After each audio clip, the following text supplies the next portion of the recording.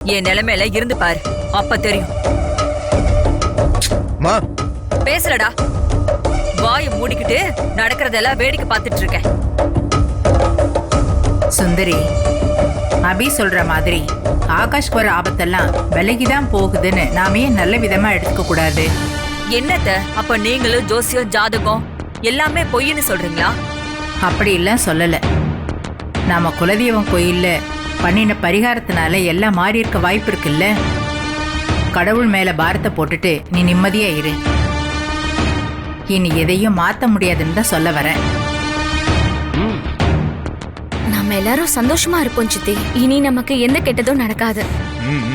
அனு அபி மாதிரி பொண்ணுங்க நம்ம வீட்டுக்கு வந்ததுக்கு நம்ம பெருமை தான் படணும் சித்தி.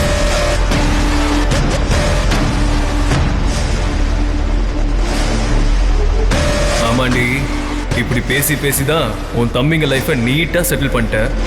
ஆனா என் லைஃபை மொத்தமா காலி பண்ணிட்ட. அன்னைக்கே அந்த தொட்டி அவன் தலையில விழட்டோன்னு விட்டுருக்கணும். தப்பு பண்ணிட்ட. என்ன சொன்ன? இனிமே எல்லாம் நல்லதா தான் நடக்குமா? எப்படி நடக்குதுன்னு நீயும் பார்க்க தானே போற.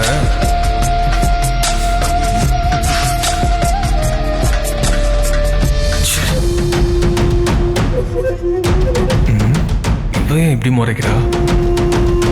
இவளுக்கு என்னதான் பிரச்சனை? அப்புறம் நான் ஒரு முக்கியமான விஷயத்த பத்தி பேசலாம்னு நினைச்சேன். நீங்க ஏதேதோ பேசுறதை கேட்டு நான் அதை சொல்ல மறந்துட்டேன். நீங்க எல்லாரும் ரெசார்ட்டுக்கு போய் கொஞ்சம் ரிலாக்ஸா இருந்துட்டு வாங்க. நான் அதுக்கான ஏற்பாடெல்லாம் பண்ண சொல்லிட்டேன்.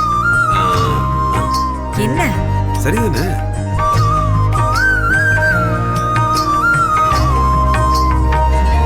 பாட்டி, என்ன திடீர்னு இப்படி சொல்றீங்க? இங்க கம்ப்ளீட் பண்ண வேண்டிய ஒர்க்ஸ் நிறைய இருக்கு பாட்டி. எப்பதான் உனக்கு வேலை இல்லாம இருக்கிறாங்க சொல்லு. லைஃப்ல சில விஷயங்களை போஸ்ட்போன் பண்ணவே கூடாது. நல்ல ஜாலியா போய் என்ஜாய் பண்ணிட்டு வாங்க. ஆக்சுவலா உங்களை எப்பவோ ஹனிமூன் ட்ரிப் அனுப்பி இருக்கணும். இதுவே லேட்டு. இந்த பார், இங்க இருக்கிற வேலையெல்லாம் நான் பாத்துக்கிறேன், சரியா? இல்ல சித்தப்பா. ராகவ், பாட்டி சொல்றது கரெக்டு தான்டா.